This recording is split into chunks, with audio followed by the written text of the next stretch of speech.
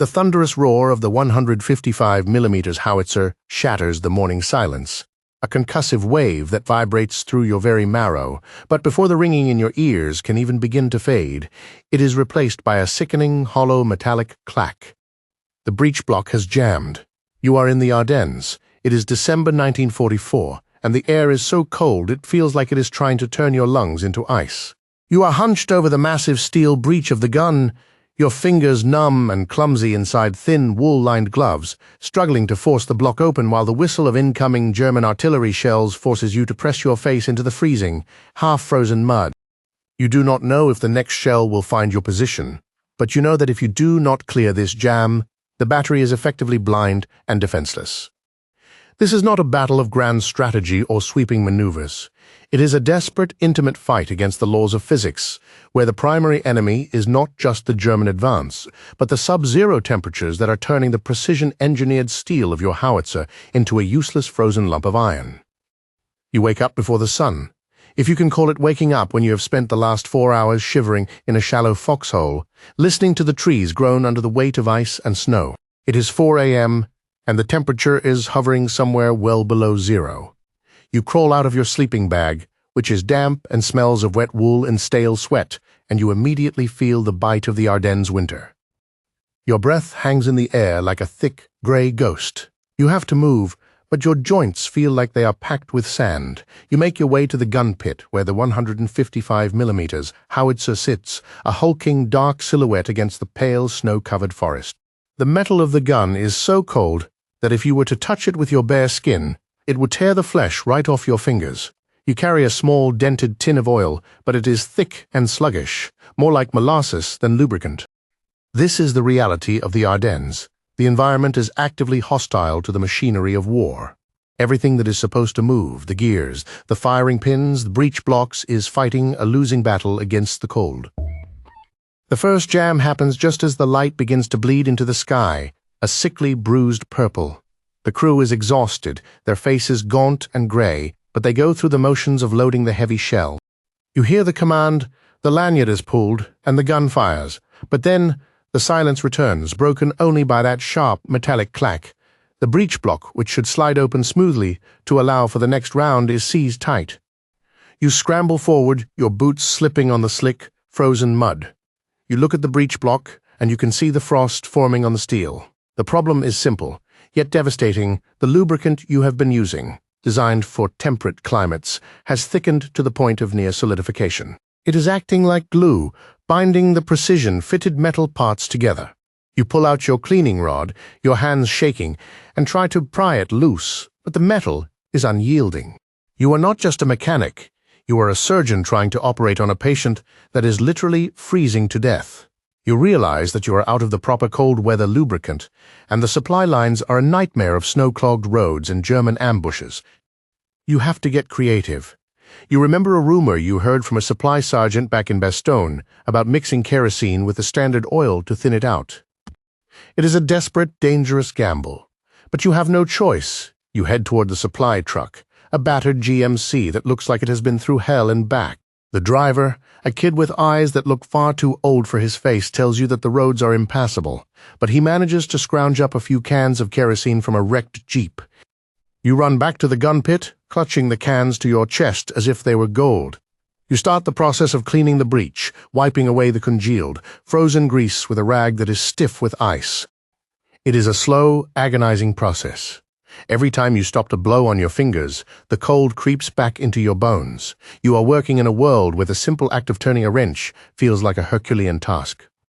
By the time you have the breech cleaned and re-lubricated with your makeshift mixture, the sun is fully up, and the world is a blinding, harsh white. The battery commander gives the order, prepare for a full-scale barrage. This is 0 hour.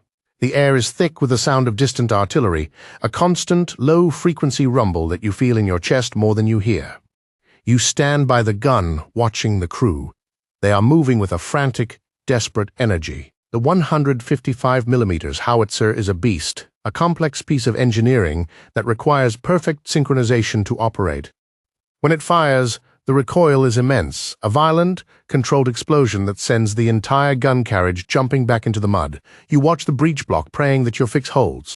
The first round goes off, and the breach slides open perfectly. A wave of relief washes over you, but it is short-lived. The cold is relentless, and the constant firing is heating the metal, only for it to cool rapidly between shots, creating a cycle of expansion and contraction that is hell on the mechanical tolerances. Then, the critical failure happens. In the middle of the barrage, a firing pin snaps. It is a clean, sharp break, caused by the brittle nature of the steel in the extreme cold. The gun is dead. You are under fire now, the German counter-battery shells landing closer and closer, sending showers of dirt and frozen shrapnel into the pit. You have to replace the pin, but the spare is buried in a tool chest that is frozen shut.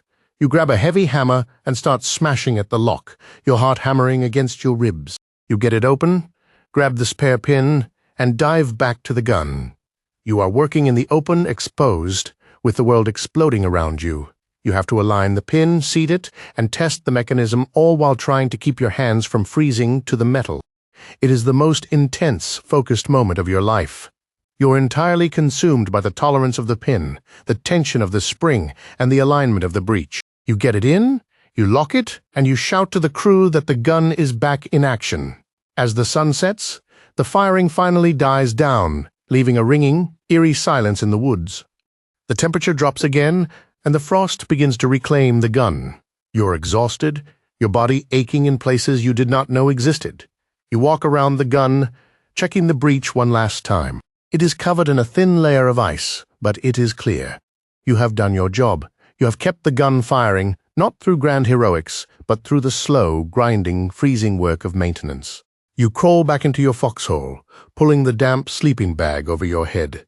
You listen to the wind whistling through the trees, and you think about the sheer, absurd difficulty of fighting a war in a place where the environment itself is trying to kill you. You wonder if anyone back home will ever understand that the war was not just won by soldiers, but by the mechanics, the drivers, and the cooks who kept the machines running in the face of impossible odds. You close your eyes, and for a moment the silence is almost peaceful, but you know that tomorrow, the sun will rise, the cold will return, and the cycle will start all over again. You are a small frozen cog in a massive grinding machine, and you are just trying to survive until the next day.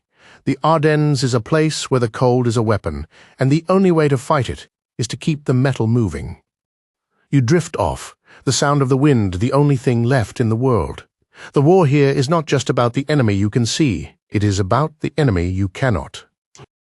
It is about the way the frost creeps into the firing mechanism, the way the steel becomes brittle enough to shatter under the stress of its own recoil, and the way the very air seems to conspire against the machinery.